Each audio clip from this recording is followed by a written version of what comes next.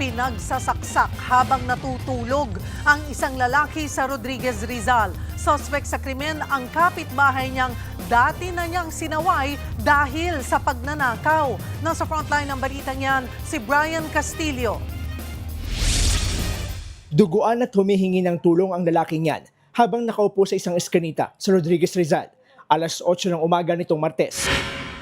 Nagawa pang tumayo at maglakad ng lalaki bago tuluyang bumagsak. Naisugod pa sa ospital ang biktimang kinilalang si Melvin Gutierrez pero idineklara siyang dead on arrival. Ayon sa mga pulis, biglang pumasok ang suspect na si alias Jason sa bahay ni Gutierrez at saka nanaksak.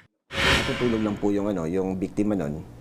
At yun nga po, sinaksak sa iba't ibang parte ng katawan ng ang biktima. Halos mga hindi raw bababa sa 10 ang saksak. Kitchen knife po yung ginamit na panaksak ng suspect. Agad namang naaresto si alias Jason, na kapitbahay lang din ng biktima. Sa inisyal na investigasyon, dati na silang may alitan. May mga previous incident po raw na accordingly sinasaway ng biktima yung suspect dahil ninanakaw nga po yung motor. So sinaway yung suspect, nagalit yung biktima dahil nga sa pagnanakaw ng motor. Labis ang hinagpis ngayon ng mga kaanak ng biktima. Nainabot ng ko sa ospital. Sobrang sakit. Para hindi ko kaya.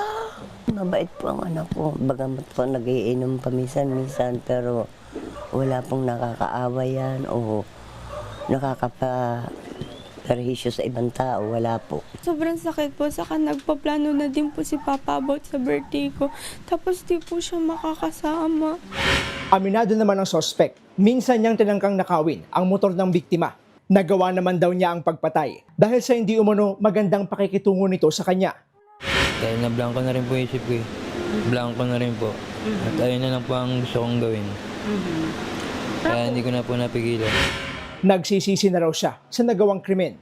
Tapos sana ay patawarin na siya. Pagpasensyahan.